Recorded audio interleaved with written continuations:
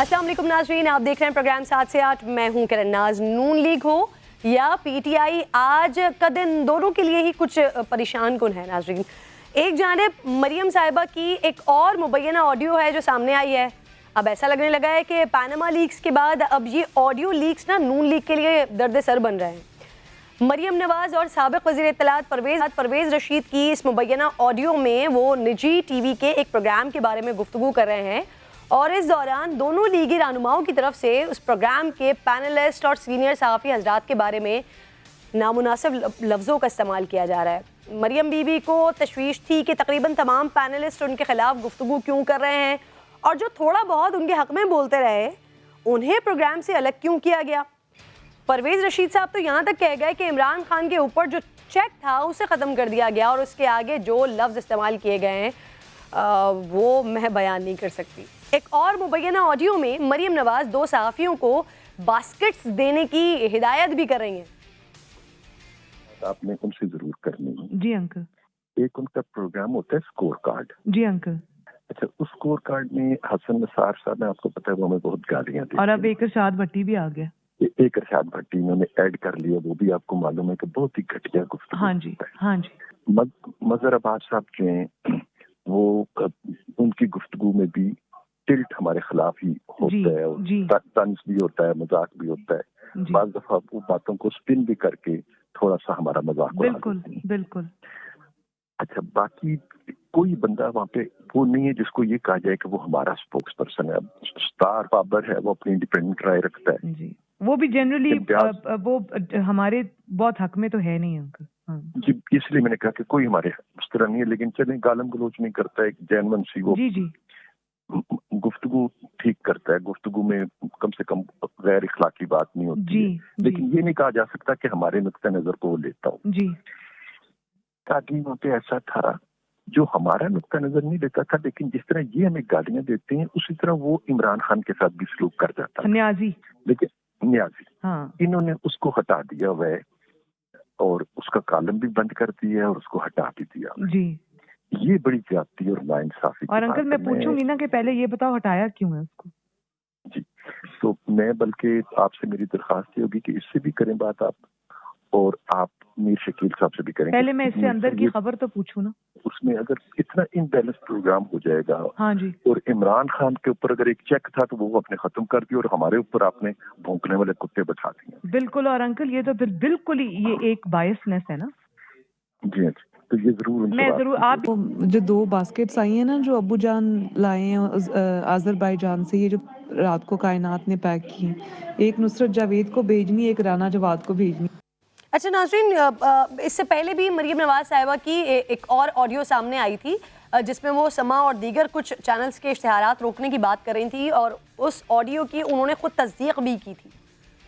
समा के एड्स बिल्कुल बंद है।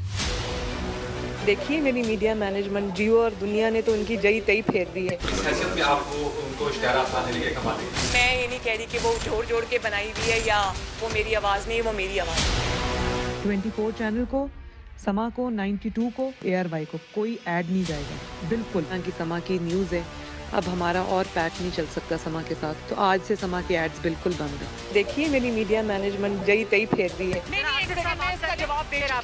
मैं ये नहीं कह रही कि वो जोड़ के बनाई हुई है या वो मेरी आवाज़ नहीं, वो मेरी आवाज़ है। तो आज से समा के एड्स बिल्कुल बंद है। तो अब क्या मरियम नवाज़ साहिबा इस ऑडियो को भी तस्लीम करेंगी जो आ जाइए सामने? अब जवाब मिलना इसका बाकी है, लेकिन इतना ज़रूर है कि नून लीग ने ऑडियो रिकॉर्ड करने वाले का नाम सामने लाने का मुतालबा किया है। अच्छा नाज़रीन, दूसरी तरफ PTI फंडिंग केस में भी अहम इंकशाफात सामने आ रहे हैं। इलेक्शन कमीशन ने स्क्रूटनी कमेटी की रिपोर्ट फरीकैन को दी है। चीफ इलेक्शन कमिश्नर कह रहे हैं कि रिपोर्ट पब्लिक करने या ना करने पर फिलहाल कोई फैसला करने की पोजीशन में नहीं है, लेकिन PTI इलेक्शन कमीशन से रिपोर्ट को खुफिया रखने की दरख्वास्त कर रही है। इस रिपोर्ट के जो मंदरजात हैं ना हमारे सामने आए, उसके मुताबिक PTI ने ECP सिर्फ 12 अकाउंट्स अपने जाहिर किए ECP में, जबकि 53 बैंक अकाउंट्स और 31 करोड़ रुपए की रकम को जाहिर नहीं किया गया है। गैर जाहिर शुदा फंडिंग और अकाउंट्स का इंकशाफ स्टेट बैंक के बैंक स्टेटमेंट से हुआ है। स्टेट बैंक स्टेटमेंट के मुताबिक पीटीआई को टोटल 1 अरब 54 करोड़ रुपए के फंड्स मिले हैं और जिसपे से 31 करोड़ रुपए से जायद की रकम इसको जाहिर नहीं किया गया, जबकि टोटल 65 बैंक अकाउंट्स हैं, इसमें से सिर्फ और सिर्फ 12 जो हैं वो जाहिर किए गए हैं। असद उमर साहब यहाँ पर कह रहे हैं कि तहरीक इंसाफ ने शफाफ तरीके से फंड्स इकट्ठे किए हैं और साथ ही नून लीग और पीपल्स पार्टी पर एक बार फिर खुफिया अकाउंट्स का इल्ज़ाम दोहराया है, जबकि नून लीग की जानिब से ये मौक़िफ़ अपनाया जा रहा है कि अगर कोई गड़बड़ नहीं है तो फिर पीटीआई रिपोर्ट पब्लिक क्यों नहीं करने दे रही है भाई। इलेक्शन कमीशन में पीटीआई की ये इस्तदा कि स्क्रूटनी कमेटी की रिपोर्ट खुफिया रखी जाए, आवाम से छुपाई जाए। अगर आप वाकई साफ और सुथरे हैं, क्यों स्क्रूटनी कमेटी की रिपोर्ट छुपाने की बात करते हैं? इमरान खान से मुतालबा करता हूँ, फॉरेन फंडिंग केस में रसीदें कौम के सामने पेश करें। इन लोगों ने 77 अकाउंट्स में से सिर्फ 12 अकाउंट्स की तफसीलात दी हैं। अगर पता चल गया कि वो दीगर अकाउंट्स जो ये छुपा रहे हैं उसमें क्या तफसीलात हैं, यही वजह है कि बार बार ये फॉरेन फंडिंग केस में एडजर्नमेंट मांगते हैं। पीपल्स पार्टी और मुस्लिम लीग नून के लिए भी स्क्रूटनी कमिटीज बन चुकी हैं। काफी खुफिया अकाउंट्स नजर आ रहे हैं। उन स्क्रूटनी कमिटी से भी जो रिपोर्ट है वो भी तलब की जानी चाहिए। इल्जामात तो बहुत सारे लगते रहे हैं, लेकिन हम ये चाहते हैं कि कानून के तकाजे पूरे होते हुए तीनों जो है रिपोर्ट्स वो सामने रखी जाएं, तो सारी कौम देखेगी कि सबसे ज्यादा शफाफ तरीके से पैसा इकट्ठा किया तहरीक इंसाफ ने। तो ये स्क्रूटनी रिपोर्ट और साथ साथ मरीम नवाज साहिबा की मुबैना ऑडियो, इन दोनों इशूज़ पर बात करने के लिए मैंने ज़हमत दी है। आज अली गौहर साहब मुस्लिम लीग नून से मेरे साथ मौजूद हैं, इसके साथ साथ अली मोहम्मद खान साहब पाकिस्तान तहरीक इंसाफ से मेरे साथ मौजूद हैं। आप दोनों मेहमानों के वक्त की शुक्रगुजार हूँ मैं। अली गौहर साहब, आपसे मैं बात का आगाज़ करती हूँ। सर, ये नून लीग इस ऑडियो की सर तस्दीक करेगी या तरदीद करेगी? क्योंकि पिछली ऑडियोज़ की तो मरीम साहिबा ने खुद तस्दीक कर दी थी ना। पानामा लीक्स के बाद अब ये ऑडियो लीक्स नून लीग के लिए मुश्किलात खड़ी कर सकती हैं सर? ये मुश्किलात खड़ी कर रही हैं सर? बिस्मिल्लाहिर्रहमानिर्रहीम। देखिए किरण, पहली बात तो ये है कि इसमें कोई मुश्किलात वाली बात नहीं है और मेरा ख़्याल है कि कल तक मरीम साहिबा का भी जो है वो बयान आ जाएगा और वो इस पर कमेंट कर देंगी कि ये उनकी एक्चुअल है या उनकी बातें तोड़ मोड़ के जो है वो बनाई गई हैं या वाकई उन्होंने कोई बात की है इस टॉपिक पर। दूसरी बात ये है कि एक बात ज़रूर जो मुस्लिम लीग ने मुतालबा किया है, अगर ये वीडियो लाए हैं तो फिर ज़रूर उस वीडियो या ऑडियो को रिकॉर्ड करने वाले का भी नाम सामने लाया जाए, ताकि जो वो स्टैंड तो करे ना, बताए तो सही भाई मैंने रिकॉर्ड की है और इस तरह से की है, और इस बात को तस्लीम करे। फिर वीडियो की जो मतलब है कि वो तो तस्दीक उसके बाद ही हो सकती है ना, अगर कोई रिकॉर्ड करने वाला बंदा कोई सामने आता है। लेकिन मैं साथ ही साथ ये गुजारिश करूँगा कि अभी भी इस ऑडियो में भी मेरा ख़्याल है कि मेरी तो ज़ाती राय ये है कि इसमें हाँ पार्टी के दो लोग आपस में गुफ्तगू कर रहे हैं। अगर सो कॉल्ड इसको तस्लीम कर लिया जाए कि वो उनकी आवाज़ है और वो ऐसे ही बात कर रहे हैं और इसको कोई तोड़ा मोड़ा नहीं गया है, तो फिर भी देखे कोई भी पार्टी के बंदे मीडिया के ऊपर आपस में बात कर सकते हैं, अपनी स्ट्रेटेजी प्लान कर सकते हैं और कुछ उसके ऊपर कमेंट कर सकते हैं। ये तो कोई बड़ी बात नहीं। हाँ, बड़ी बात ये होती है जिस तरह से फवाद चौधरी साहब ने शादियों की तकारीब में एज अ मिनिस्टर जो है वो सहाफ़ियों को थप्पड़ रसीद किए, ये बुरी बात है। बुरी बात ये है कि आपका एक मिनिस्टर किसी टॉक शो में जाए और शूज़ उठा के टेबल के ऊपर रख दिया जाए, इसको कहते हैं फिरौनियत और रौनियत। बाकी मीडिया के ऊपर हर कोई कमेंट करता है, जो सामने चीज हो जाती है वो बुरी बात है, लेकिन अगर जो चीज छुप के हो रही है, जो प्राइवेसी में हो रही है, वो बुरी बात नहीं है, वो किसी के लिए कुछ भी कहा जा सकता है, ये कह रहे हैं आप सर। बाकी आपकी सारी बातों से गौर साहब आपकी सारी बातों से मुत्तफिक, लेकिन सर अब जो ये लास्ट मरियम साहिबा ने लास्ट वाली जो प्रेस कॉन्फ्रेंस में कही थी कि ये कोई फर्ज नहीं किया हुआ है, इसके फॉरेंसिक की जरूरत नहीं है, ये मेरी ही ऑडियो है, तो उसका भी तो वो किसने लीक किया था, वो वॉइस नोट्स कहाँ से आए थे, वो भी तो कोई सामने नहीं आया अभी तक। उस पर तो मरियम साहिबा ने खुद तस्दीक कर दी थी ना कि ये मेरी है। तो इसकी कोई खास वजह कि आप पहले लीक करने वाले को सामने लाना चाहते हैं, फिर बताएंगे कि हमारी है भी या नहीं है?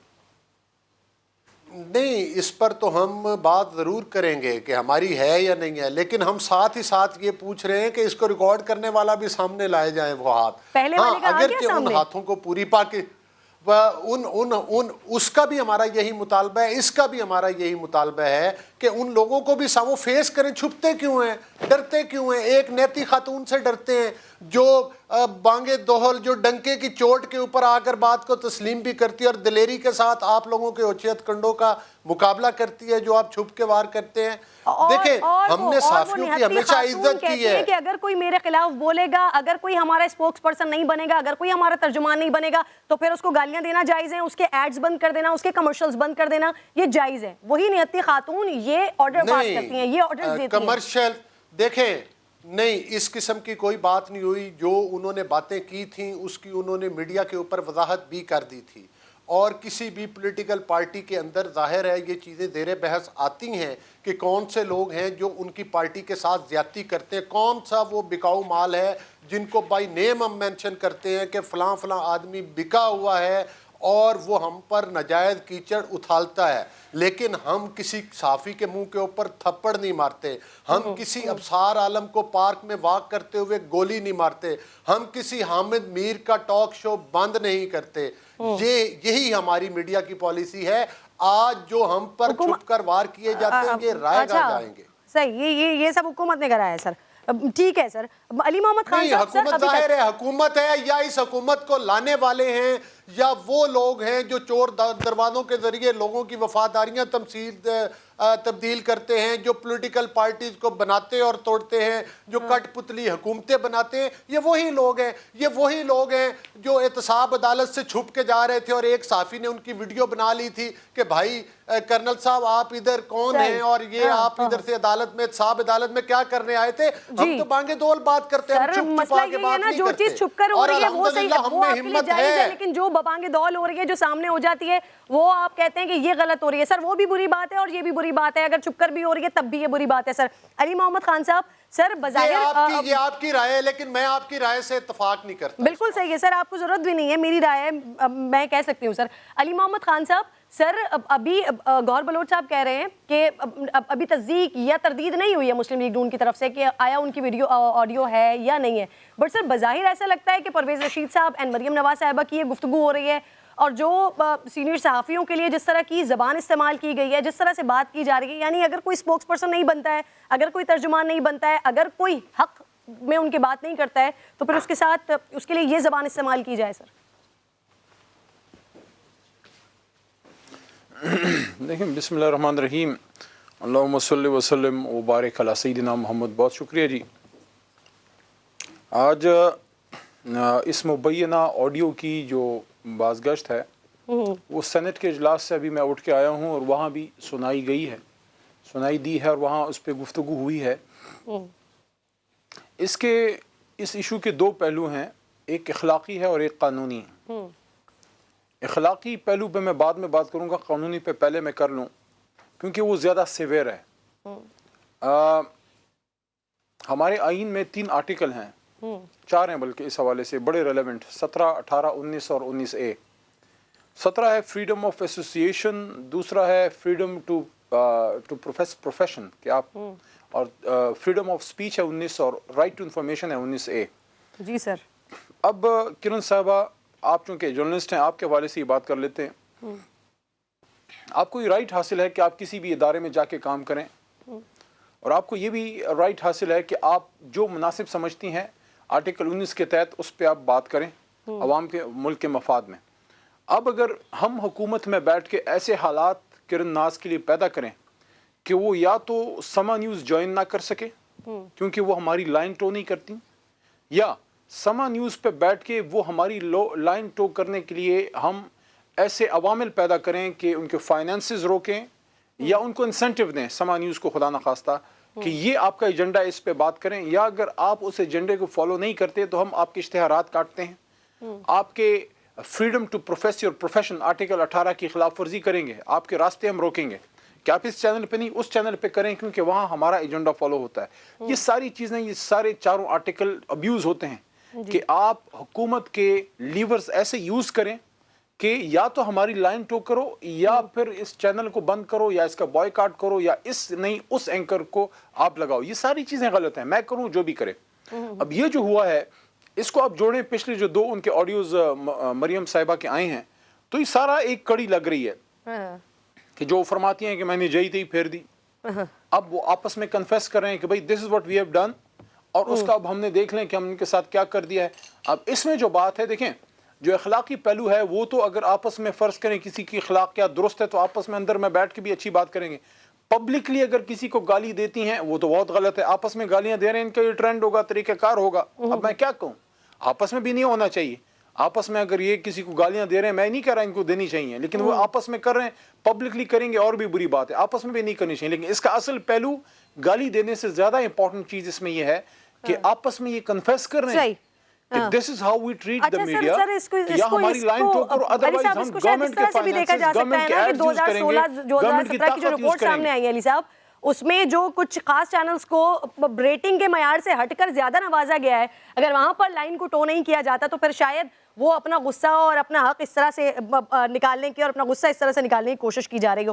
ساتھ ہی موجود ہیں آپ دونوں مہمان میرے، ایک اور بھی بڑا اہم میں نے بات کرنی ہے، الیکشن کمیشن کی اسکروٹنی کمیٹی کے رپورٹ میں پی ٹی آئی کو غیر ملکیوں سے فنڈز ملنے کا انکشاف ہو رہا ہے۔ ناظرین، اسی رپورٹ کے مطابق پی ٹی آئی کی امریکہ میں فنڈ ریزنگ کے لیے 2 رجسٹر کمپنیز ہیں۔ ذوالقرنین اقبال سے پہلے ذرا میں اس کی ڈیٹیلز لیتی ہوں تاکہ مہمانوں سے اس پر کمنٹ لیا جا سکے، اس پر مزید آرگیو کیا جا سکے۔ جی ذوالقرنین، بتائیے گا ذرا کیا مزید پتہ چل سکا ہے اس میں؟ کرن، جو تفصیلات سامنے آئی ہیں رپورٹ میں، اس کے مطابق کیونکہ جب بھی امریکہ میں فنڈ ریزنگ کے لیے کوئی بھی کرنا چاہے تو اس کے لیے وہاں پہ فارا جو ان کا ریگولیٹری ادارہ ہے اس کے تحت کمپنی رجسٹر کروانی ہوتی ہیں، وہ ایل ایل سی کمپنیز ہوتی ہیں جس کو لائبلٹی لمیٹڈ کمپنی کہا جاتا ہے۔ تو پی ٹی آئی کی 2 رجسٹرڈ کمپنیز ہیں جو وہاں پہ امریکہ کے قانون کے تحت رجسٹر انہوں نے کروائی گئی ہیں، ان کی جانب سے جو فنڈنگ ہوئی ہے، اور الیکشن کمیشن کی اسکروٹنی کمیٹی نے فارا کی جو امریکی سرکاری ادارہ ہے اس کی ویب سائٹ سے جو تفصیلات ڈاؤن لوڈ کی ہیں، اس کے مطابق اسکروٹنی کمیٹی یہ کہتی ہے کہ پی ٹی آئی کی ایل ایل سی کی ایک کمپنی کو 47 جو مبینہ غیر ملکی ہیں، جن کو ناموں سے انہوں نے کہا ہے کہ یہ فورن اوریجن کے لگ رہے ہیں، ان سے $25,000 کے قریب ملے ہیں، جبکہ 119 ممکنہ کمپنیوں کو سے $61,000 پی ٹی آئی کو ملے ہیں، اور یہ تمام فنڈنگ ان کو اپریل 2013 سے جون 2013 کے درمیان ہوئی ہے۔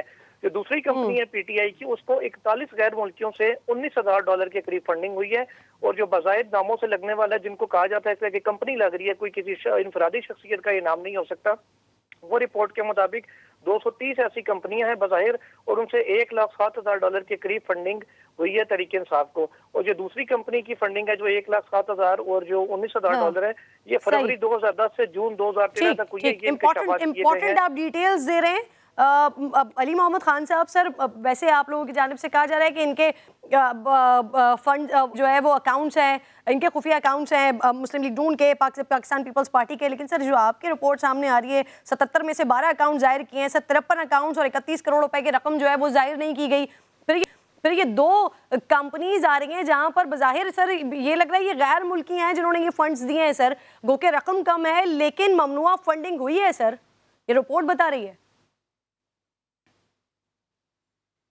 اچھا جی، اب دیکھیں اگر ہم جو ہماری پولیٹیکل پارٹیز کے حوالے سے جو ایکٹس ہیں پولیٹیکل پارٹیز کے، وہ اس بات کی ممانعت کرتے ہیں کہ آپ کسی غیر ملکی ادارے سے آپ فنڈنگ نہیں لے سکتے، نہ کسی غیر ملکی سے آپ فنڈنگ لے سکتے ہیں۔ اب یہ جو کیس ہے بیسیکلی یہ ہے ممنوعہ فنڈنگ کا کیس، جس کو فورن فنڈنگ کا ایک غلط نام دیا جاتا ہے۔ میں نے اس کیس کو ایز اے وکیل تو کبھی پرسو نہیں کیا، لیکن بہت سی پیشیوں میں مجھے جانے کا as a P T I ممبر جانے کا اتفاق ہوا ہے، 3-4 دفعہ میں گیا ہوں۔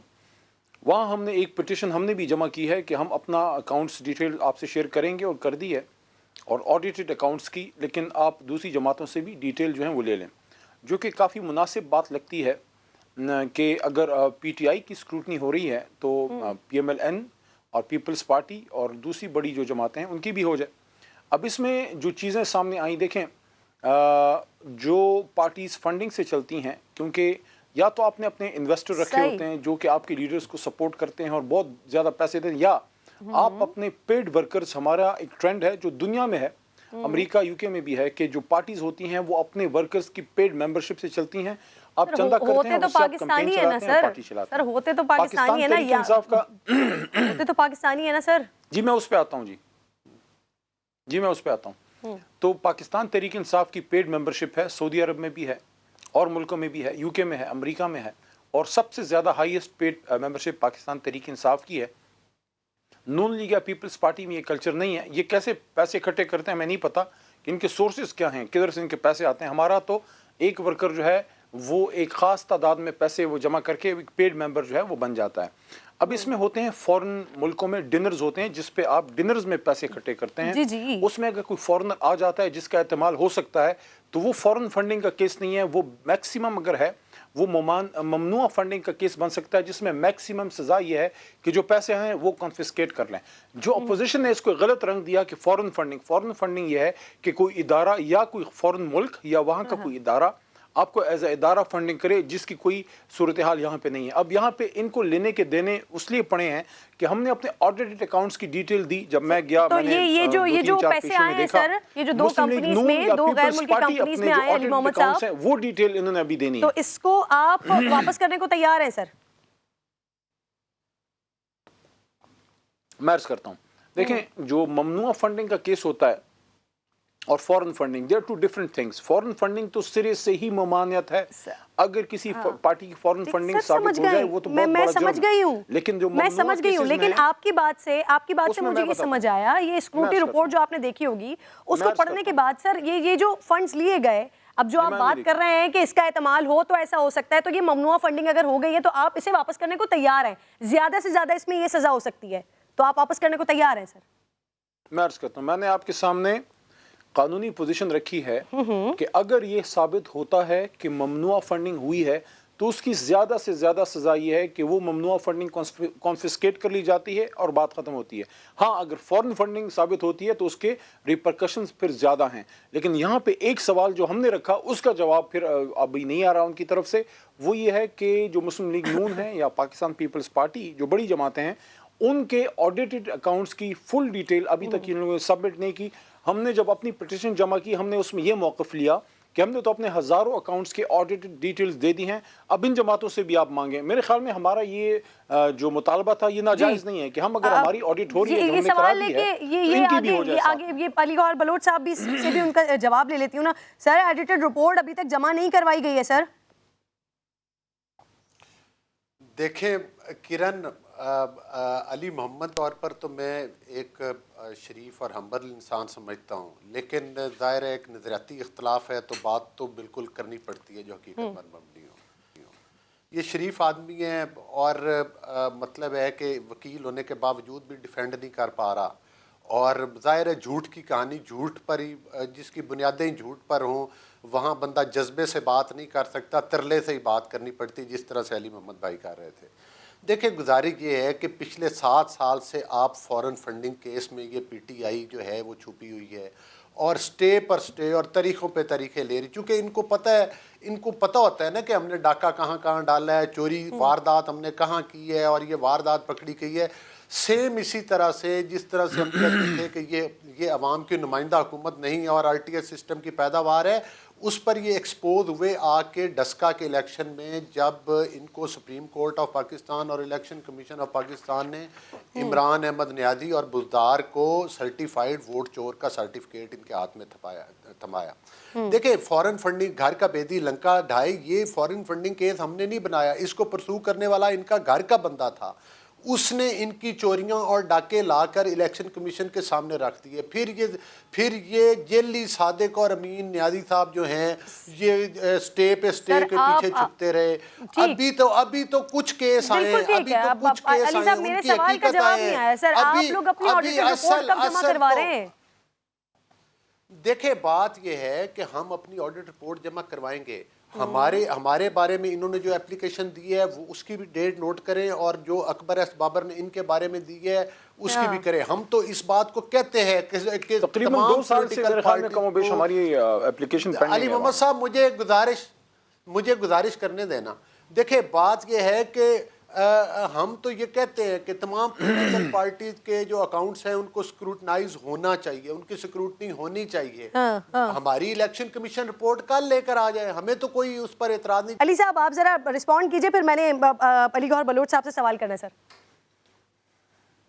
जी, मैंने ब्रीफ से इसमें इंट्रोडक्शन ये करनी थी कि एक तो वो सियासी पॉइंट स्कोरिंग होती है ना कि ये हो गया फलाना हो गया, एक होती है हार्ड कोर फैक्ट्स। जैसे अभी मरीम बीबी का ऑडियो आया है, جس میں کلیئر ہے کہ وہ پرویز صاحب جو ان کے انفارمیشن منسٹر تھے ان کے بیچ میں گفتگو ہو رہی ہے کہ کیسے انہوں نے لوگوں کو مینیج کرنا ہے. اسی طرح یہ جو ایشو ہے جی علی صاحب کر لیں اپنا بات مکمل کر لیں. اسی طرح یہ جو ایشو ہے دیکھیں میری آپ سے ریکویسٹ ہے آپ 1 by 1 پروگرام یہ کر لیا کریں. اس طرح یہ اس سے کسی کو سمجھ کوئی نہیں آتی دونوں کو بٹھا کے یہ نہ کیا کریں یا مجھے نہ بلائیں اس طرح کے پروگرام میں. دیکھیں میں تو بڑا بات کمپلیٹ کیجئے. آپ دونوں بڑے معزز مہمان ہیں میرے اور دونوں ایک دوسرے کی بات سنتے ہیں. سر آپ بات کیجئے ہم سن رہے ہیں. میں تو بڑا یقین کریں میں تو بڑا آپ کو سامنے دلیل سے بات کر رہا ہوں کہ ہم پہ کیس بنا, ہم نے اس کے کوئی ہزاروں اکاؤنٹس کی آڈیٹڈ اکاؤنٹس کی ڈیٹیلز ہم نے جمع کر دیں. صحیح. اس کے بعد کوئی میرے خیال میں 1.5 سال ہو گیا, 1.25 سال شاید ہو گئے ہیں. میں جب گیا تھا اس وقت فاروق صاحب میرے ساتھ تھے. فاروق صاحب اس وقت منسٹر نہیں تھے اور وہ اس کو کنٹینیوسلی دیکھ رہے تھے. فاروق حبیب صاحب کی میں بات کروں وہ اس کو پرسو کر رہے تھے. تو ہم دونوں نے اس پہ پریس کانفرنس کی تھی. یہ وہ دن تھے جب ہماری طرف سے تازہ پٹیشن آئی تھی کوئی 1.5 سال پہلے کہ ہم نے تو اپنے آڈیٹڈ اکاؤنٹس جمع کر دیے ہیں لیکن پیپلز پارٹی اور مسلم لیگ نون جو 3 بار ایک پارٹی وزیر اعظم بنا چکی ہے اور 4 بار دوسری پارٹی, وہ اپنے آڈیٹڈ اکاؤنٹس جمع کریں. جنرل سیکرٹری ایک مجاز اداری اتھارٹی ہوتی ہے, ان کے جنرل سیکرٹری کے ویریفائڈ سگنیچر سے ان کے آڈیٹڈ اکاؤنٹس اس وقت سے جمع نہیں ہیں. ابھی علی گوہر بھائی نے بات کی ہے کہ جب کہیں گے تو آپ کو تو 1.5 سال سے کہا جا رہا ہے کہ جس طرح ہم نے جمع کیے ہیں. دیکھیں اس میں 2 نقطے ہیں وہ بھی سن لیں پھر آگے بات لے لیں. دیکھیں 2 نقطے ہیں. ایک یہ ہے آپ دونوں مہمانوں کا پوائنٹ آف ویو آیا ہے مجھے کہ آپ نے آڈیٹڈ اکاؤنٹس جمع کیے, وہ آڈیٹڈ اکاؤنٹس کی ڈیٹیل صحیح ہے یا غلط ہے وہ نقطہ بعد میں ہے. ہم نے ہمارے آڈیٹڈ اکاؤنٹس ہزاروں جمع ہیں, اب اس میں کتنے صحیح ہیں کتنے غلط ہیں وہ بعد کی بات ہے, لیکن آپ جمع تو کریں. آپ نے جمع ہی نہیں کی وہ تو جمع نہیں کر سکتے. وہ تو آپ نے جمع کرنے ہیں. آپ دونوں مہمان میرے ساتھ ہی موجود ہیں, آپ سے میں نے اس پر بات کرنی ہے. نسرین, مدینے کی ریاست میں جب پہلے حقیقی خلیفہ اقتدار میں آئے تو انہوں نے اپنے کپڑے کی دکان بند کر دی, کیونکہ اگر خلیفہ وقت بھی کاروبار کرے گا تو ظاہر ہے لوگ ان کے پاس ہی آئیں گے. لہٰذا صدیق اکبر رضی اللہ تعالیٰ عنہ نے اپنا کاروبار بند کر دیا اور حضرت عمر فاروق رضی اللہ تعالیٰ عنہ کی تجویز کے بعد ان کی تنخواہ مقرر کی گئی, جس کے لیے خود ابو بکر صدیق نے فرمایا کہ میری تنخواہ مزدور کے برابر کر دو تاکہ اگر میرا گزارا نہ ہو تو مجھے مزدور کی تکلیف کا احساس ہو, اور اگر میری تنخواہ بڑھے تو مزدور کی بھی ساتھ ہی بڑھائی جائے. لیکن پاکستان میں مدینے کی ریاست کا نعرہ لگانے والے ہوں یا اسلام کا قلعہ بنانے والے دعوے دار, جو بھی اقتدار میں آیا اس کے کاروبار یا آمدن میں ہزاروں کا اضافہ ہوا, ہزاروں گنا بلکہ کہہ لیجیے اضافہ ہوا ہے. اس کی وجوہات نہیں معلوم مجھے, لیکن جو ٹیکس ڈائریکٹری کا ڈیٹا سامنے آیا ہے وہ یہ بتا رہا ہے کہ نواز شریف صاحب سے لے کر شاہد خاقان عباسی اور اب عمران خان تک اقتدار میں آتی سب کی ٹیکس ادائیگیوں میں یکا یک اضافہ دیکھا گیا ہے. علی محمد خان صاحب, سر سب حیران ہیں. وزیر اعظم عمران خان نے 2018 میں سر 2,82,000 ٹیکس دیا. وزیر اعظم بنتے ہی 1 سال میں ایسا کون سا کاروبار شروع ہو گیا وزیر اعظم صاحب کا کہ انہوں نے 2019 میں 98 لاکھ روپے ٹیکس دیا. سر جی یہ بڑا آپ کا اچھا سوال ہے اور میں سمجھتا ہوں کہ ایسے سوال ہونے بھی چاہیے, اور میں یہ بھی ایکسپیکٹ کرتا ہوں کہ جب میں جواب دے دوں گا پھر مسلم لیگ نون اور پیپلز پارٹی کا تو کوئی ادھر نہیں ہے, ان سے بھی ضرور پوچھیے گا. نہیں سر ہے علی صاحب. وزیر اعظم صاحب جو ہیں میں حاضر ہوں علی محمد صاحب آپ کے سوالوں کے جواب دینے کے لیے, آپ تو فیس نہیں کر پا رہے. بس ٹھیک ہے, ٹھیک سر علی صاحب کو بات مکمل کرنے دیجیے. علی گور صاحب پھر میں آپ کی طرف آؤں گی. سر بات کیجیے, سر جواب دیجیے. 3-4 اس میں بنیادی باتیں ہیں. پہلی بات یہ ہے کہ وزیر اعظم عمران خان صاحب کی جتنی کمائی تھی باہر کی وہ باہر کما کے پاکستان لائے, اور اس کا جب میاں صاحب کے دور میں ان پہ کیس بنا, مسلم لیگ نون والوں نے بنایا, تو سپریم کورٹ میں جا کے انہوں نے عمران خان صاحب نے اس پیسے کا بھی حساب دیا جو پاکستان میں کبھی نہیں کمایا تھا, بلکہ پبلک آفس ہولڈر بھی نہیں تھے, کھلاڑی تھے. بار سپانسرشپ سے جو ان کو کمائی ہوئی اور ایز اے کرکٹر جو باہر کی دنیا سے کمایا اور جو مختلف چینل سے کمایا, بار کما کے جو پاکستان لائے اس کی بھی رسیدیں دی پوری 6-7 مہینے, اور اس کے بعد صادق امین ڈکلیئر ہوئے. اس کے بعد سے ان کی جتنی پراپرٹی ہے سب کچھ پاکستان میں ہے, پاکستان سے باہر ان کی پراپرٹی کوئی نہیں ہے. پاکستان میں جتنی پراپرٹیز ہیں جو ان کے ٹیکس ریٹرنز ہیں تقریباً 40 سال سے وہ سارا کچھ ان کا پبلک ہے. 2002 سے وہ M&A بنے اور ٹیکس لائبلٹیز اور ان کے ایسٹ ڈیکلریشنز وہ دے رہے ہیں. 19 میں اضافہ کیسے ہو گیا سر؟ اس کے بعد سے جو ہے آپ تھوڑا بے صبری سے کام نہ لینا, آپ نے سوال کیا میرا جواب پورا سن لیں. تو اس کے بعد انہوں نے ان کی کچھ زرعی اراضی ہے اور ان کی کچھ جو پہلے ان کے جو انویسٹمنٹس تھیں وہ تھیں. اب حال ہی میں انہوں نے کوئی زرعی اراضی جو ہے وہ سیل آؤٹ کی ہے. تو سیل آؤٹ جب آپ کرتے ہیں اس پہ آپ کو ٹیکس ریٹرنز جو ہیں وہ بھرنی پڑتی ہیں. ان کا سارا ٹیکس لائبلٹیز ایسٹ ڈیکلریشن سب کچھ آن پبلک ریکارڈ اویلیبل ہے. لیکن جب آپ زمین بیچتے ہیں, کوئی بھی بیچتا ہے, تو اس میں آپ کو ٹیکس بھرنا پڑتا ہے. اس وجہ سے انہوں نے بھرا. اور اس کے ساتھ ساتھ اس بار کیا یہ گیا ہے کہ جو آپ کی زرعی زمین کی جو وہاں کی جو ٹیکس ہیں, جو زرعی ٹیکس ہوتا ہے ایگریکلچر ٹیکس, وہ نارملی انکم ٹیکس ریٹرن میں شو نہیں ہوتا تھا. اس بار یہ بھی کیا گیا ہے کہ اگر کوئی زرعی زمین کا بھی ٹیکس جمع کرتا ہے تو اس کو بھی شو کریں تاکہ پبلک کو آئیڈیا ہو کہ ٹوٹل ٹیکس کون کتنا جمع کر رہا ہے. اب عمران خان صاحب نے ایک ایک پائی کا حساب دیا ہے اور ہم یہ ایکسپیکٹ کرتے ہیں کہ ایون فیلڈ اکاؤنٹس میاں صاحب کے وہ اکاؤنٹس جو ان کے باہر رکھے گئے, جو آف شور تھے, اس کی ڈیٹیل اور اس کی رسیدیں بھی ہم ایکسپیکٹ کرتے ہیں کیونکہ ہم نے سارا کچھ اپنا دیا ہوا ہے. جی سر 2018 سے جو 19 میں اضافہ ہوا وہ اپنی زرعی زمینیں بیچی, اس وجہ سے ٹیکس میں اضافہ ہوا. کچھ سیل آؤٹ ہوا ہے اور کچھ اس کے ساتھ ساتھ جو زرعی اراضی کی جو انکم ٹیکس ہوتی ہے جس کو بیسیکلی زرعی ٹیکس کہتے ہیں, پہلے وہ ٹیکس ڈائریکٹری میں شو نہیں ہوتا تھا. اس بار یہ کیا گیا ہے کہ اگر کوئی ایم این اے ہے, ایم پی اے ہے یا کوئی سینیٹر ہے, اگر وہ کوئی اپنا ٹیکس زرعی ٹیکس بھی دیتا ہے وہ بھی تو شو ہونا چاہیے کہ آپ اگر پیچھے صوبائی حکومت کو کچھ دے رہے ہیں تو وہ بھی ایم پی اے کی تنخواہ ہی 2 لاکھ سے زائد ہے. علی محمد خان صاحب جو 20 لاکھ سے زائد بنتی ہے سر, ایک ایم پی اے کی تنخواہ ہے 2 لاکھ سے زائد ہے, سالانہ 24 لاکھ سے اوپر بن رہی ہے سر.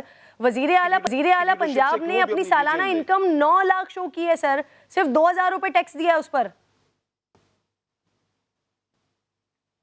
دیکھیں وزیر اعلیٰ پنجاب صاحب کا تو مجھے علم نہیں ہے, اگر آپ ان کا پوچھ رہے ہیں تو اس پہ پھر میں انفارمیشن لے کے آپ کو بتا سکتا ہوں کیونکہ مجھے ابھی فی الحال ان کی انفارمیشن نہیں ہے. یا جو ہمارے پنجاب کے ترجمان ہیں حسان خاور, ان کے پاس انفارمیشن ہوگی. کسی کی بھی ٹیکس ریٹرنز یا کسی کی بھی ذاتی معاملات کے بارے میں بغیر فیکٹس کے بات نہیں کرنی چاہیے. آپ اس پہ حسان خاور سے بات کر سکتے ہیں یا میرے سے کل اس پہ پوچھ لیں. جو بھی ان کے ٹیکس ریٹرنز ہیں, جو بھی ایشوز ہیں, اس کا جواب دے دیا جائے گا. لیکن بات چونکہ خان صاحب پہ ہے, میں اسی کے تناظر میں آپ سے سوال کر رہی ہوں. خان صاحب کی پوزیشن کیا ہے سر, میں اس ڈیٹا کے تناظر میں آپ سے سوال کر رہی ہوں. بلوچ صاحب, سر ویسے کبھی آپ نے کبھی سر اپنے دور کے وزیر اعظم شاہد خاقان عباسی صاحب سے یہ سوال پوچھا ہے سر کہ ان کے اقتدار میں آتے ہی اچانک ماشاءاللہ ان کے کاروبار میں کیسے اتنی برکتیں ہو گئی تھی؟ شاہد خاقان عباسی صاحب نے 2016 میں سر 26 لاکھ اور 17 میں 30 لاکھ اور 18 میں اچانک سر 24 کروڑ ٹیکس دیا. اقتدار جاتے ہیں 2019 میں پھر سے 50 لاکھ پر آ گئے. ان سے پوچھا آپ میں سے کسی نے یہ سوال سر؟ دیکھیں گزارش یہ ہے کہ شاید خاقان عباسی صاحب کی تو وہ تو شروع سے ہی مطلب ہے کہ وہ بزنس میں ہیں اور ان کے بزنس واحد سیاستدان ہیں جس نے جو کہ پرائم منسٹر بھی رہا ہے اور جس نے ہمیشہ اپنے جو کاروباری معاملات ہیں 2015-16 میں بھی بزنس مین ہی تھے سر. اچھا, وہ اگر ان کو پروفٹ ہوا ہے تو وہ بتائیں گے. آپ بے شک اگر آپ کو شوق ہے, آپ کہتے ہیں تو ادھر بھی جب پہلے ان کا نیب پیچھے پڑا ہوا ہے تو اس کیس میں بھی نیب کو بھیج دے کہ وہ ان کی ٹیکس ریٹرن نکلوا کے وزیر اعظم جب عمران خان صاحب وزارت عظمیٰ کے منصب پر ہیں, جب آپ ان سے پوچھ رہے ہیں کہ کیسے ریونیو آپ کا زیادہ ہوا, تو اسی طریقے سے پھر آپ نے شاہد خاقان عباسی صاحب سے پوچھا تھا کہ جب وہ وزارت عظمیٰ کے منصب پر تھے انہوں نے کیسے ٹیکس دیا سر؟ اگر آپ مجھے جواب دینے دیں تو میں آپ کی بات کا جواب دے رہا ہوں. اگر آپ چپ کریں گی تو پھر میں بات شروع کروں گا اپنی.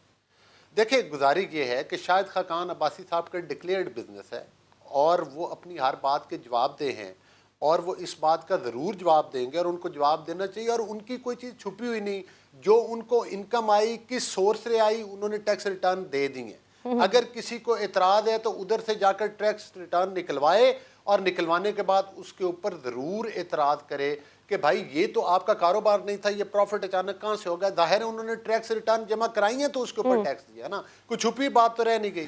دوسری بات سر اس طرح تو پھر آپ عمران خان صاحب پر بھی اعتراض نہیں کر سکتے نا سر. میں اسی طرف آ رہا ہوں نا کہ عمران احمد نیازی صاحب شروع سے یہ بات کرتے ہیں کہ میرا تو کوئی کاروبار ہے ہی نہیں, میں نے زندگی میں کوئی کاروبار کیا ہی نہیں, میں نے تو ہمیشہ لوگوں سے لے کر کھایا ہے.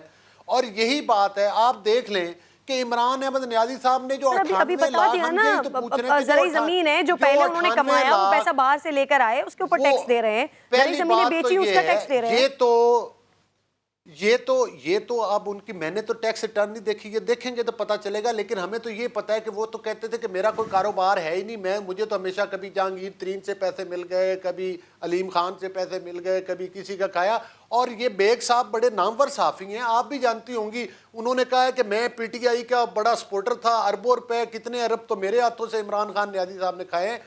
اصل مسئلہ یہ ہے کرن ناز کہ پاکستان میں دور معیار ہے. اگر عمران نیازی کی بہن علیمہ خان کے اکاؤنٹ سے پیسے نکلے تو وہ اس کو چوری نہیں کہا جاتا، اس کو یہ کہا جاتا ہے کہ نہیں یہ تو اس پر انکم ٹیکس نہیں دیا، یہ تو ایف پی آر کا کیس بنتا ہے. اور ہماری جو لیڈرشپ ہے ان کی 4 نسلوں کے اکاؤنٹس آپ نے حساب مانگا، اور 4 نسلوں کا ہم نے جواب دیا ہے. مجھے پھر بریک لینا ہے. بلوچ صاحب مجھے بریک لینا ہے سر. علی صاحب اس پر ذرا رسپونڈ کر دیجئے. جو بات کر رہے ہیں وہ عمران خان صاحب کے ذریعے معاش پر سر بار بار سوال اٹھ رہا ہوتا ہے سر. دیکھیں اصل میں یہ بڑے سسٹمیٹک مافیا جو ہے وہ ورک کرتا ہے. ابھی جو اپوزیشن ہے خاص کر پی ایم ایل این، ان کو یہ پتہ ہے کہ وزیر اعظم عمران خان صاحب کی اسٹرینتھ کیا ہے.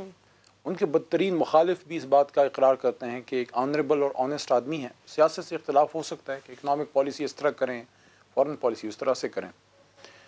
اب ملک کی سب سے بڑی عدالت سپریم کورٹ ہے، اور سپریم کورٹ میں ایک آدمی کا جب وہ اپوزیشن لیڈر ہو، اور ایسا اپوزیشن لیڈر نہیں جو مل ملاپ رکھتا ہو، جو کھلم کھلا اس وقت جتنی سخت اپوزیشن عمران خان صاحب نے کی ہے شاید پاکستان میں کسی نے نہیں کی. اور سپریم کورٹ میں اس وقت کی اپوزیشن کہ ایک لیڈر کا احتساب ہوتا ہے 6-7 مہینے تک، اور سپریم کورٹ ہر طرح سے ان کو کھنگالتی ہے. وہ اپنے سارے ٹیکس ریٹرنز 18 اور 20 سال پرانے جمع جو ہے وہ کر دیتے ہیں. اس کے بعد آپ مجھے بتائیں اگر سپریم کورٹ سے اوپر کوئی عدالت ہے وہاں بھی ہم اپنے ٹیکس ریٹرنز کلیئر کر دیتے ہیں. اس میں ایک اور چیز ہے، دیکھیں سب سے جو امپورٹنٹ چیز ہے، میں یہ کہنا چاہتا ہوں کہ میں بھی ایک حلقے کی سیاست کرتا ہوں اور علی گور صاحب بھی کرتے ہیں. ہمیں بھی عوام جو ہے ووٹ دیتے ہیں. ہمیں عوام ووٹ اس لیے نہیں دیتے کہ ہم خدا نخواستہ اپنی لیڈرشپ کی کرپشن بچائیں. کیا علی گوہر صاحب یا ان کی جماعت کے کسی بھی شخص میں اتنی ہمت کبھی ہے کہ وہ میاں صاحب سے پوچھیں کہ حضور آپ نے قومی اسمبلی میں سن 2017 میں یہ بات کھڑے ہو کے کی تھی، 16-17 میں، کہ حضور یہ ہیں وہ ذرائع. نہ وہ ذرائع آئے، نہ وہ رسیدیں آئیں، نہ وہ منی ٹریل آیا، اور اب جب عدالت بلا رہی ہے تو میاں صاحب ملک سے ہی فرار ہیں. تو کیا کبھی ہمت کریں گے یا ہم سب نے اپنی خبروں میں جو ہے وہ آگے بڑھنی ہے؟ کی طرف سے بھی آتے ہیں سر، پھر وہ سیاسی بیان کہہ دیا جاتا ہے اس کو. دونوں مہمانوں کی میں بہت شکر گزار ہوں پروگرام میں آپ موجود تھے. ایک چھوٹا سا بریک لے رہی ہوں ناظرین. بریک کے بعد جب واپس آؤں گی تو کیا پی ایس ایل کا 7واں ایڈیشن وہ بھی کسی کنٹروورسی کا شکار ہو رہا ہے، اس پر میں نے بات کرنی ہے.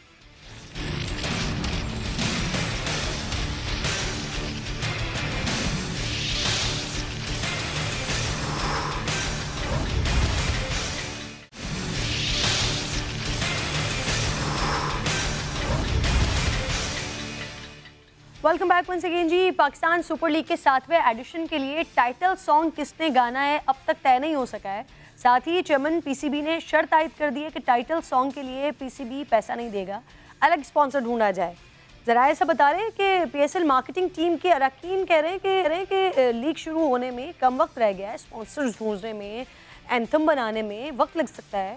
گزشتہ 2 سیزن سے پی ایس ایل سانگ پر تنازعات سامنے آ رہے ہیں، چاہے وہ علی عظمت کا تیار کیا ہوا سانگ ہو، نصیب العال صاحبہ کا گروو میرا ہو.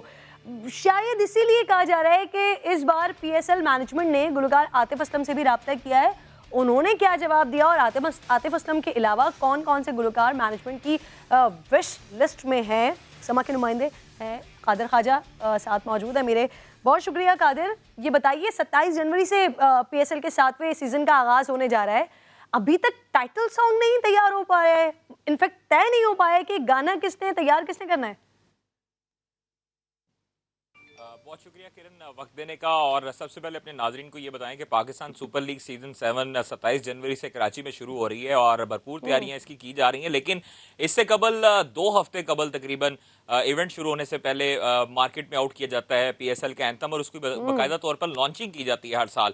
اور آپ نے دیکھا کہ پچھلی مرتبہ نصیب لال نے جو گروپ میرا گایا، پھر اس کے بعد عارف لوہار بھی تھے، علی ظفر کے جو سانگز تھے وہ بڑے مشہور تھے، اور علی ظفر نے پھر اس طرح جو گروو میرا آیا تھا اس کے متبادل میں اپنا ایک گانا گایا تھا. تو آپ یہ دیکھیں کہ یہ کشمکش اور یہ سلسلہ جو ہے وہ جاری رہا ہمیشہ پی ایس ایل اینتھم کو لے کر، لیکن اس مرتبہ تو ابھی تک فی الحال کوئی کسی قسم کا پی ایس ایل کا اینتھم سنگر خاص طور پر فائنل نہیں کیا گیا. البتہ کانسیپٹ ضرور فائنل کر دیا گیا، اور ذرائع نے بھی یہ بتایا کہ جو پی ایس ایل فرنچائزز ہیں وہ بھی کہہ رہی ہیں کہ پی ایس ایل اینتھم کب آئے گا، اور ان کو بھی یہی کہا جا رہا ہے کہ ابھی انتظار کیجئے. اور جو پاکستان سپر لیگ سیزن جو مارکیٹنگ ٹیم ہے وہ بھی ابھی لگی ہوئی ہے سپانسرز ڈھونڈنے، اور چیئرمین پاکستان کرکٹ بورڈ نے تو ان کو صاف کہہ دیا ہے کہ پاکستان سپر لیگ جو فائنینشیل ماڈل ہے اس کے تحت کسی قسم کا ان کو اخراجات نہیں دیے جائیں گے اینتھم بنانے کے لیے.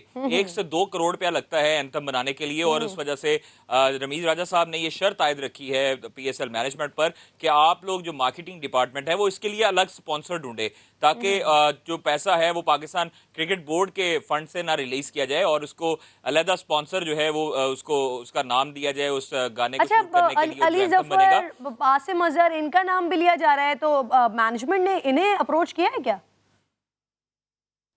دیکھیں ابھی تک تو اس طرح کی کوئی خبریں نہیں ہیں، اور یہ اس طرح سوشل میڈیا پر کیمپین چلوائی جا رہی ہے ایک مخصوص طبقے کی جانب سے. ابھی تک اس طرح کا کوئی نہیں ہوا کرن، ابھی تک کوئی رابطہ نہیں کیا گیا علی ظفر کے ساتھ اور عاصم اظہر کے ساتھ. البتہ ذرائع یہ کہتے ہیں کہ پاکستان سپر لیگ مینجمنٹ نے عاطف اسلم سے ضرور رابطہ کیا ہے، جبکہ ان کی طرف سے ابھی ہاں یا نہ میں کوئی جواب نہیں آیا. اور ابھی دیکھنا ہے کہ پاکستان سپر لیگ جو سیزن 7 کا اینتھم سانگ ہے اس کا کنسیپٹ فائنل ہو گیا. اب ایجنسیز میں وہ جو علی ظفر کے بڑے فیمس رہے ہیں، عوام بڑی پسند بھی کرتی ہے، تو ایسا نہ ہو کہ پچھلے سال کی طرح ایک بار پھر علی ظفر خود ہی مارکیٹ میں اپنا اینتھم پی ایس ایل کا پھینک دیں. بہت شکریہ قادر، پروگرام میں آپ ساتھ. آخر میں ناظرین بات کروں گی، نئے سال کا جشن منائیں، کسی کو رلائیں تو نہیں. ہر سال ہمیں ایسی خبریں ملتی ہیں، ہوائی فائرنگ ہوئی، کچھ لوگوں کو اپنی جان سے ہاتھ دھونا پڑا. اس سال بھی ایسا ہوا. کراچی کا 12 سالہ اکلوتا بیٹا ریٹرن ہونے والی گولی کا نشانہ بنا. معصوم بچہ اپنے گھر کے باہر والد کے ساتھ کھڑا ہوا تھا، فضاؤں میں بکھرے رنگوں کو دیکھ رہا تھا. ہوائی فائرنگ کرنے والوں کی ایک گولی معصوم کے سر میں آ کر لگی، اور والدین یہ سمجھتے رہے کہ شاید بچہ گر گیا ہے، اسے چوٹ لگ گئی ہے. میں خود 12 سالہ علی رضا کے گھر گئی، اس کی فیملی سے بات کی، وہ کس کرب اور تکلیف میں محسوس کی جائے. شاہد بھائی کیا ہوا تھا واقعہ؟ جمعے والے دن دوپہر کو میں کیک لایا تھا، تو میں نے رات کو پتہ نہیں ملے کیونکہ ہیپی نیو ایئر پہ سب یعنی کہ ختم ہو جاتے ہیں. تو میں دوپہر کو کیک لیا، بیٹے نے میرے نماز بھی پڑھی ہے مسجد میں میرے ساتھ، تو میرے ساتھ گھوما پھرا بھی ہے. تو ہم لوگوں نے کیک کاٹا ہے. کیک کاٹنے کے بعد یعنی کہ میرے بچے نے یعنی کہ ہماری پکچرز کھینچی ہیں. 12 بجے تو فوراً بھاگتے ہوئے آیا باہر، میں بھی اس کے ساتھ باہر بھاگا. میں بیٹھا کر کے فرش پہ باہر، میری بیٹی گیٹ پہ کھڑی ہوئی. میرا بیٹا بھی میرے ساتھ ہی کھڑا ہوا تھا کیونکہ مجھ سے بہت ڈر لگتا تھا اسے. میں جب ہوتا تھا تو کوئی ایسا کام نہیں کرتا تھا جس سے مجھے کچھ ہو. تو میرے ساتھ ہی یعنی کہ کھڑا ہوا تھا تھوڑے سے فاصلے پہ. تو کسی بچے نے چھوٹا سا کوئی بم پھاڑ دیتے ہیں، چائنا بم جو ہوتے ہیں، تو تھوڑا ایک دم جو پھٹتا ہے تو ایک دم سے بندہ پیچھے ہٹتا ہے نا، تو جس جگہ کھڑا تھا اسے کافی دور جا کے گرا بالکل سیدھا. میں سمجھا کہ یہ ایسی مذاق کر رہا ہے. میں نے غصے سے بولا علی رضا اٹھو، کیا بات ہے، کیا بدتمیزی ہے. تو بیٹا اٹھا نہیں میرا. پھر میں نے علی رضا، پھر میں نے جب اس کو اٹھایا تو اس کی آنکھیں بالکل ٹھہر گئیں، اور بالکل ایسا جب میں نے ہاتھ لگایا سر میں، میرا ہاتھ پورا خون میں بھر گیا. میں سمجھا تھا کہ زمین کی چوٹ لگی ہے. فائر ہوتا ہے، ریٹرن گولی آتی ہے، تو میرے بچے کے ادھر گھسی ہے، ادھر گھس کے ادھر آ کے سیدھی بیٹھ گئی ہے، بالکل ادھر بیٹھ گئی ہے. میرا بچہ یہیں سے آنکھیں کھلی کی کھلی رہ گئی. تو پھر ہم فوراً جنہ لے کے بھاگے. تو میں نے ان سے کہا کہ باجی بچ جائے گا میرا بچہ. وہ کہہ رہی ہیں کہ 80-90 سال کا کوئی ہوتا تو ہم چھوڑ دیتے، لیکن آپ کا بچہ معصوم بچہ ہے، 12 سال کا ہے. ہم نے خود رونا آ رہا ہے، ہم بار بار یوں کر رہے ہیں اس کو کہ کیا پتہ سانس آ جائے. لیکن جب انہوں نے کافی کوششیں کری لیکن میرے بچے کی سانس نہیں آئی. تو انہوں نے میرے بچے کے انگوٹھے پہ پٹی باندھی، سر پہ پٹی باندھی، بولا آپ کا بچہ گیا، آپ کا بچہ گیا. میرا اچھا خاصا ہنستا کھیلتا ہوا بچہ گیا. میرے 2 بچے تھے، ایک ہی میری بیٹی، ایک میرا بیٹا تھا جو میرے دل کو ہوشا تھا، چلے گیا وہ. جب یہ اس قسم کی جو چیزیں چل رہی ہوتی ہیں، ان پولیس والوں کو سب پتہ ہوتا ہے. یہ چاہیں تو نا کہیں سے بھی ڈھونڈ کے نکال لیں اس کو. ان کو سب پتہ ہوتا ہے، بس یہ آگے کارروائی نہیں کرتے، یہ بات کو وہیں دبا دیتے ہیں. کیا بنانا چاہتے تھے اپنے بیٹے کو؟ وہ مجھ سے کہتا تھا کہ بابا مجھے فوج میں جانا ہے. میں بولتا تھا بیٹا آپ کو جتنا پڑھنا پڑھیں، کیونکہ میں تو سلائی کا کام کرتا ہوں، کہیں کام کرتا ہوں. جو ہر سال نئے سال کی خوشیاں مناتے ہیں، باقاعدہ گولیاں خرید کر لاتے ہیں کہ تڑ تڑ کی آواز سے نئے سال کا آغاز کریں گے، نئے سال کی خوشیوں کا آغاز کریں گے. وہ تڑتڑاہٹ آپ کے لیے ہوتی ہے تھوڑی سی دیر کی، اس کے بعد ایسے مائیں تڑپ رہی ہوتی ہیں، سسک رہی ہوتی ہیں.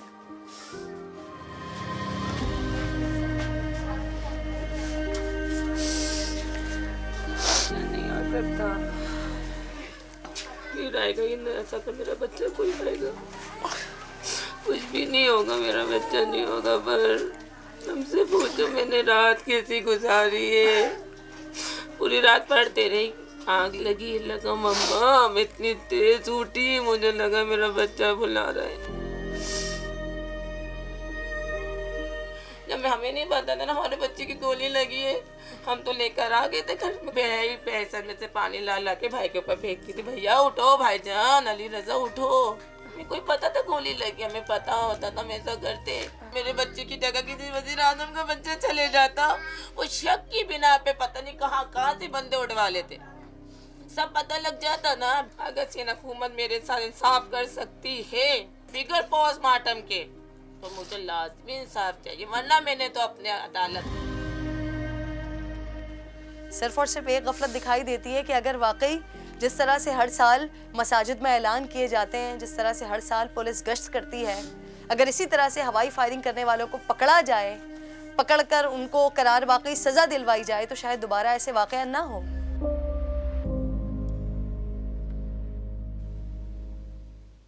عوام کا بھی قصور ہے جو اپنی خوشیوں کو اس طرح سے مناتے ہیں کہ دوسروں کے گھروں میں آگ لگا دیتے ہیں، اور پھر انتظامیہ کا، حکومت کا اور پولیس کا، ان کا بھی قصور یہ ہے کہ جو پچھلے واقعات ہو چکے ہیں، اب تک جن لوگوں کو سزائیں نہیں ہوئی ہیں، یا پکڑے نہیں گئے، یا روکا نہیں گیا، یا مساجد میں اعلان بھی ہوئے، یا پولیس موبائلز نے چکر بھی لگائے، پیٹرولنگ بھی ہوتی رہی، لیکن اس کے باوجود بھی لوگوں نے ہوائی فائرنگ بھی کی، شور و غل بھی کیا، اور اس کے بعد کسی کا پیارا چلا گیا اس دنیا سے. اس میں یہاں پر پتہ چلتا ہے کہ شاید قانون جو بنے ہوئے قانون ہے اس پر عمل درآمد نہیں ہے، لوگوں کو سزائیں نہیں ہوتی، اس لیے لوگوں کے اندر وہ خوف، قانون کی عملداری کا خوف موجود نہیں ہے، اور اسی وجہ سے کسی کے پیارے کا، بلکہ کسی کا پیارا اس طرح سے دنیا سے چلا جاتا ہے، اور پھر مائیں رو رہی ہوتی ہیں، بین کر رہی ہوتی ہیں، اور سوچ رہی ہوتی ہیں کہ کیا ہمیں یہاں پر انصاف ملے گا یا نہیں. اپنا خیال رکھیے، انشاءاللہ کل آپ سے ملاقات ہوگی پروگرام میں. اللہ نگہبان.